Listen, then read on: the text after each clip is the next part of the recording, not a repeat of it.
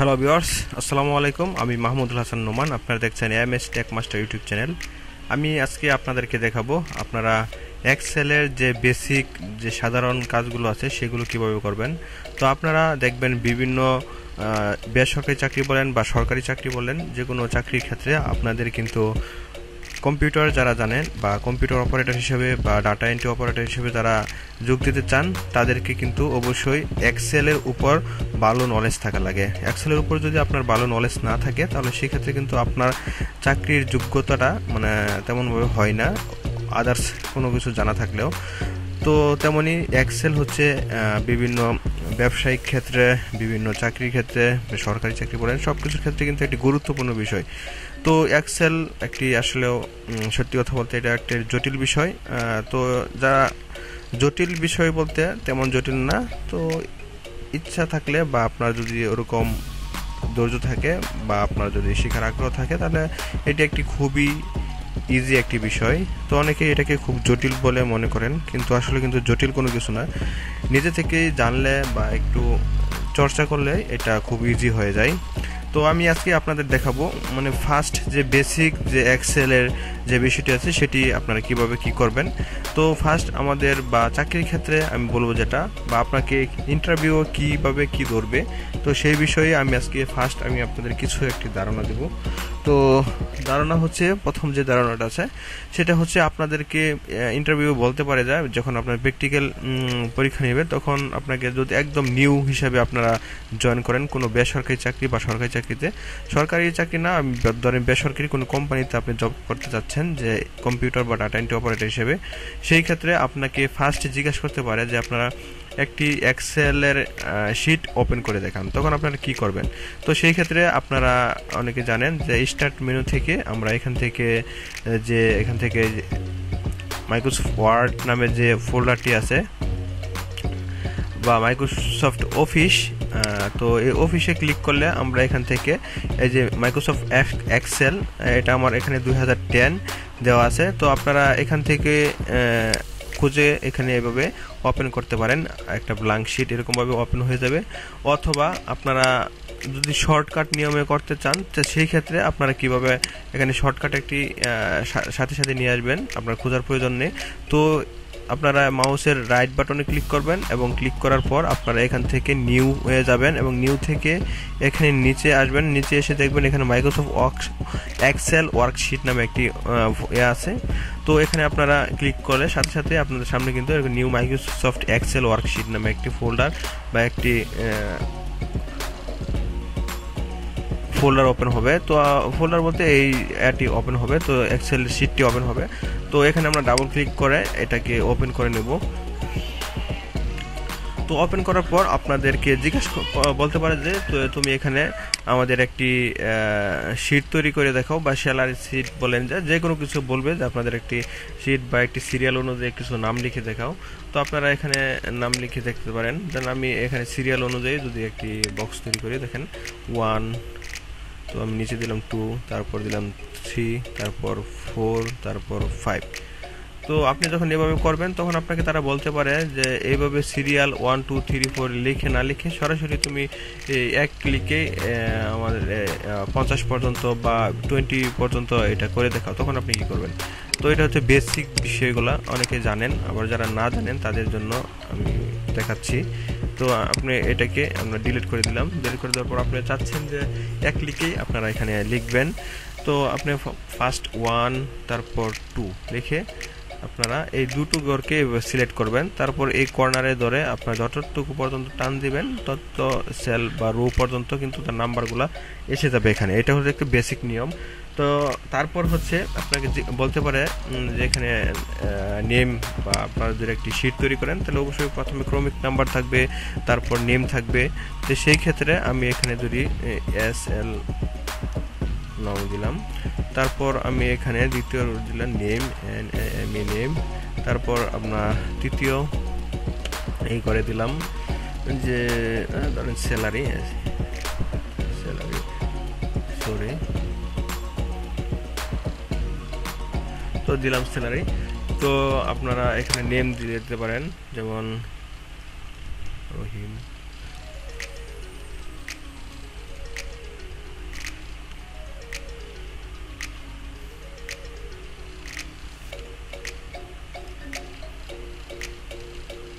আমি কিছু নাম দিয়ে নিচ্ছি এখানে। তো দেখেন আমি এরকম সিরিয়াল অনুযায়ী নাম লিখলাম। তো এখানে একটা বিষয় দেখেন, আপনার সিরিয়াল নাম্বার লিখছি, সিরিয়াল নাম্বারটি ঘরের বাম সাইডে আছে এবং 1 লেখাটি আছে ডান সাইডে। তো এটা আমাদের আসলে অ্যালাইনমেন্ট ঠিক নাই। তো এটা কিভাবে ঠিক করতে হয় আমি এখানে দেখাচ্ছি। আপনারা এখান থেকে এই ঘরটা এভাবে সিলেক্ট করবেন। সিলেক্ট করার পর এই যে অ্যালাইনমেন্ট আছে, তো অ্যালাইনমেন্ট সেন্টার টেক্সট যেটা আছে, সেন্টার নামে অপশনটি এখানে দিবেন। তাহলে একবার সাথে সাথে মাঝখানে চলে আসবে। সেম এটাকেও আমরা এরকমভাবে করে নিতে পারি।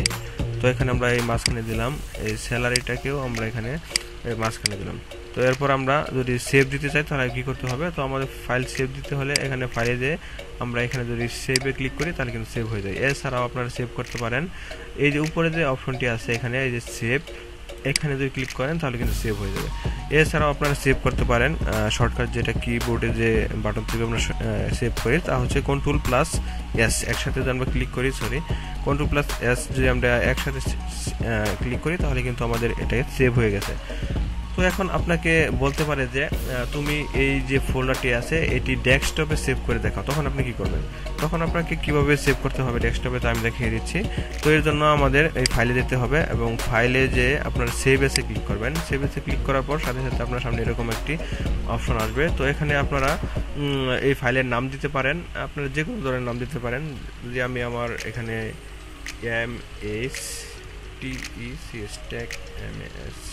টেক মাস্টার নাম দিয়ে এই ফাইলটি সেভ করি।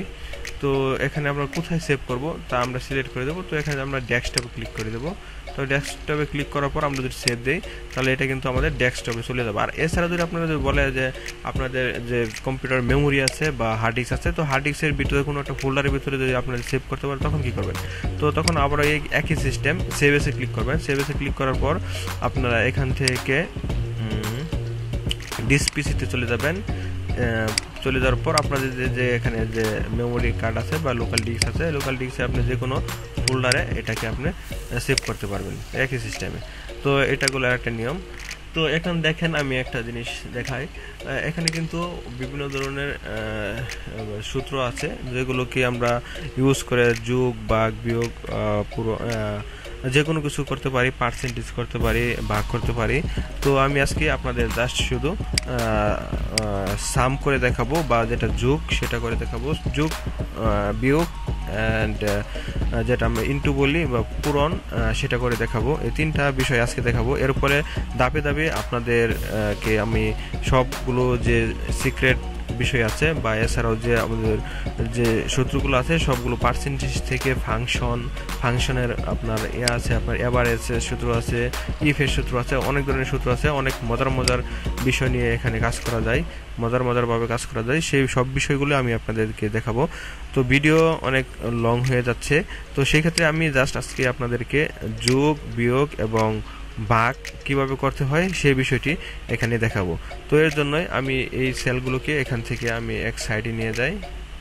তো আমি যদি এটাকে এখানে নিয়ে গেলাম, তো আপনারা চাচ্ছেন এখানে দেন রহিমের এখানে দেন স্যালারি আমি যদি দিই, রহিমের স্যালারি আছে ধরেন 10,500 টাকা। তো সে আরও ধরেন এখানে বোনাস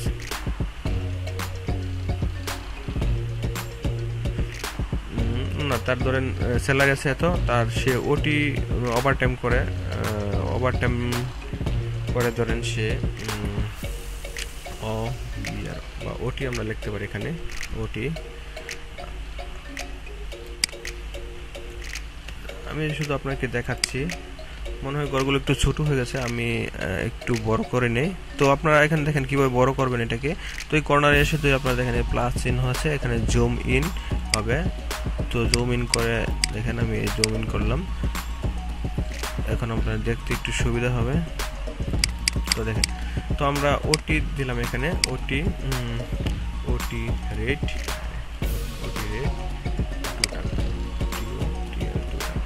তো আমরা এখন হিসাব করবো যে তার স্যালারির সাথে তার ওটি যোগ করার ফলে কত টাকা এখানে টোটাল হয় সেটা আমরা এখন যোগ করে দেখব। ধরেন রহিমের হচ্ছে 10,500, করিমের হচ্ছে 8,500 টাকা, সাকিবের হচ্ছে ধরেন 13,000 টাকা, রাকিবের হচ্ছে 9,000 টাকা। তো এখানে আমরা দেখব কিভাবে ওটি, এখন ওটি হচ্ছে ধরেন 8 ঘন্টা ওটি করছে ধরেন 6 ঘন্টা, ওটি করছে 9 ঘন্টা, ওটি করছে 10 ঘন্টা। তো এখন আমরা কি করব, ওটি রেট হচ্ছে ধরেন এখানে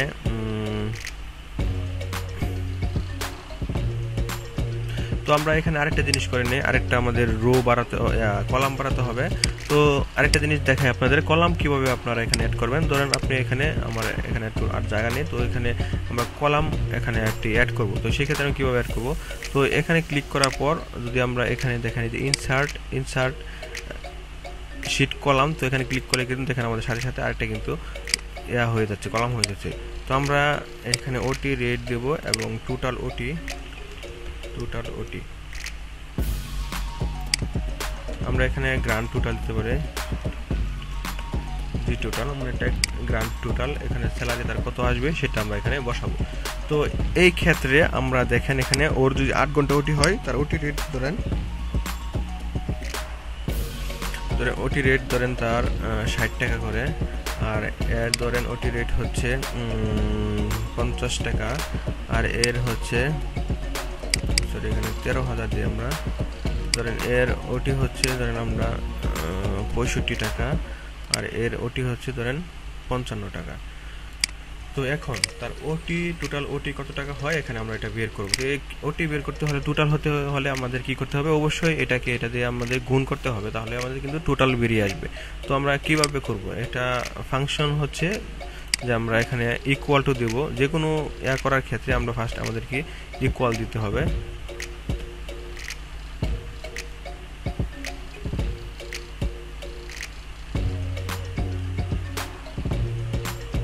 তো আমরা ইকুয়াল টু দিলাম, ইকুয়াল টু দেওয়ার পর আমরা কি করব, আমাদের যে এখানে দেখতে হবে এটা হচ্ছে আমাদের সিরিয়াল নাম্বার, রোর সিরিয়াল, মানে এটা হচ্ছে রো 1 2 3 4 হাজার শত রো আছে বা হাজার রো আছে। আর এটা হচ্ছে কলামের নাম হচ্ছে এখানে দেখেন নাম দেয়া আছে ABCDEFGH।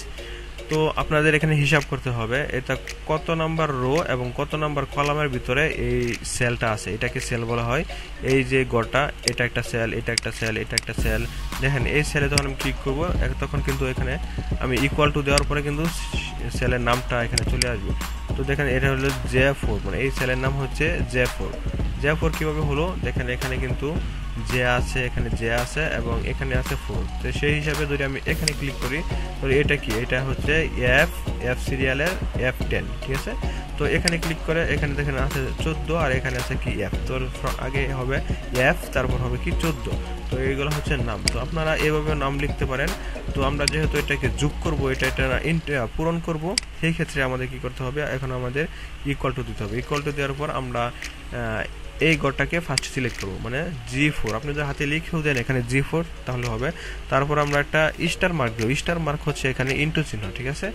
তারপর এখানে আমরা এই 60 যেটা সেটাকে আমরা ক্লিক করব। এখানে ক্লিক করার পর যদি আমরা এন্টারে ক্লিক করি, দেখেন এটা কিন্তু গুণন হয়ে গেছে। তো এখানে 480 চলে আসছে। তো তারপর এখানে দেখেন এখানে আছে কি, এখানে কিন্তু সেম, আমাদের এখানে সেম একইভাবে আমরা ইকুয়াল টু দেব। ইকুয়াল টু দেওয়ার পর এইটা, তারপর আমরা স্টার চিহ্ন দেব, তারপর এটা দেব, দেন এন্টারে ক্লিক করব। তো দেখেন চলে আসছে। তো এরকম যদি আপনার শত নাম থাকে, তখন কি আপনি কি এইভাবেই করবেন একটা করে? না, তার আপনার করার দরকার নাই। তো এখানে দেখেন যে এরকম একটা অপশন আছে। তো আপনি যদি এখান থেকে ক্লিক করার পর এটাতে যদি আপনি এখানে ধরে নিচের দিকে নামিয়ে দেন এভাবে, তারপর দেখেন সরাসরি কিন্তু এগুলো চলে আসছে। এখানে যার যে অ্যামাউন্ট আছে সেই অ্যামাউন্ট এখানে কিন্তু চলে আসছে।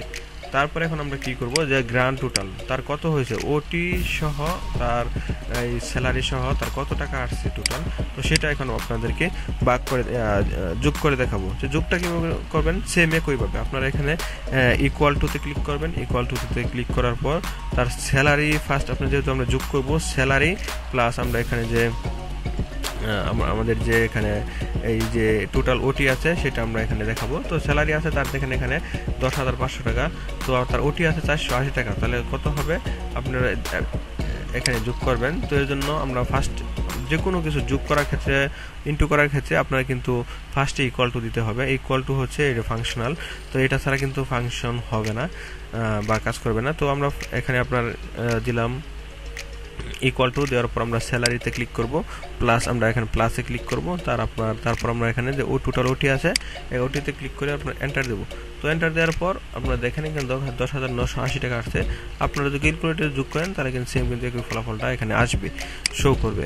তো এখানে আমরা ক্লিক করে তারপরে একই সিস্টেমে যদি আমরা নিচের দিকে এরকম টান দিই তাহলে কিন্তু দেখেন ফলাফল কিন্তু এখানে সাথে সাথে আমাদের সামনে চলে আসে। তো এটা হচ্ছে আমাদের যোগ এবং ভাগ এবং ইনটু করার নিয়ম। এছাড়াও আপনাদের এখানে বিভিন্ন ধরনের ফর্মুলা আছে, ফর্মুলা আছে, অ্যাভারেজ ফর্মুলা আছে, পার্সেন্টেজ আছে, বিভিন্ন আরও অনেক ধরনের আছে। তো সেগুলা আপনাদেরকে শেখানো হবে আস্তে আস্তে করে। আজকে আমি যে কাজটা করছি এটা হচ্ছে আমার ফার্স্ট টিউটোরিয়াল। তো এই টিউটোরিয়ালে আমি যে বিষয়গুলো আপনাদেরকে দেখালাম এই বিষয়গুলো আপনারা প্র্যাকটিস করবেন বাড়িতে, অবশ্যই পারবেন, কোনো সমস্যা নেই, একদম ইজি বিষয়। আপনাদের কোনো সূত্র মুখস্থ করতে হবে না, খুব সহজে পারবেন। আর আপনি যদি আমার চ্যানেলে নতুন দর্শক হয়ে থাকেন তাহলে অবশ্যই চ্যানেলটি সাবস্ক্রাইব করে রাখেন। আমার এই থেকে এই এমএস টেক মাস্টারে আপনাদের জন্য এই এগুলো এক্সেলের যে নতুন আমাদের যে প্লে লিস্ট হতে যাচ্ছে এই প্লে লিস্টে আপনাদের এক্সেলের A to Z সমস্ত কিছু এখানে ভিডিও আপলোড করা হবে। তো এখানে শিখিয়ে আপনারা যে কোনো সরকারি চাকরি বলেন, যে কোনো বেসরকারি চাকরি বলেন, সব চাকরিতে আপনারা এখানে অবশ্যই চাকরি পাবেন খুব সহজেই, আপনাদেরকে কেউ হারাতে পারবে না। আমি বললাম 100% গ্যারান্টি দিলাম যে আপনারা যদি এখান থেকে দেখে শিখেন তাহলে অবশ্যই আপনারা সব চাকরিতেই সাকসেস হবেন। তো আপনাদের প্র্যাকটিক্যালি কেউ কখনো হারাতে পারবে না। তো আমি আপনাদেরকে এই চ্যানেলের সবগুলো ভিডিও এখানে দেব, তো আপনারা অবশ্যই আমার সাথে থাকবেন। তাই এর জন্য সাথে থাকতে হলে আমাদের কী করতে হবে, নিচে দেখেন লাল একটি বাটন আছে সাবস্ক্রাইব নামে, সেই বাটনটিতে ক্লিক করুন। ক্লিক করার পর দেখবেন ডান পাশে একটি অপশন আছে, তো সেখানে ক্লিক করে অল যে নোটিফিকেশন যেটি আছে বেল আইকনটি এখানে অলে ক্লিক করে দেবেন, তাহলে আমি যখন ভিডিও দেবো সাথে সাথে পেয়ে যাবেন। তো আজকে আশা করি আপনারা সামান্যতম হলেও একটু বুঝতে পারছেন যে কীভাবে কী করতে হয়। সহজ বিষয়গুলো আমি আপনাদেরকে একদম ইজিলি বুঝিয়ে দেবো, একদম বাংলায় বলতে মানে যেটা সহজ বলে সেভাবেই। তো অবশ্যই আপনারা পাশে থাকবেন। আজকের মতো এই পর্যন্তই, খুদা হাফেজ, আসসালামু আলাইকুম।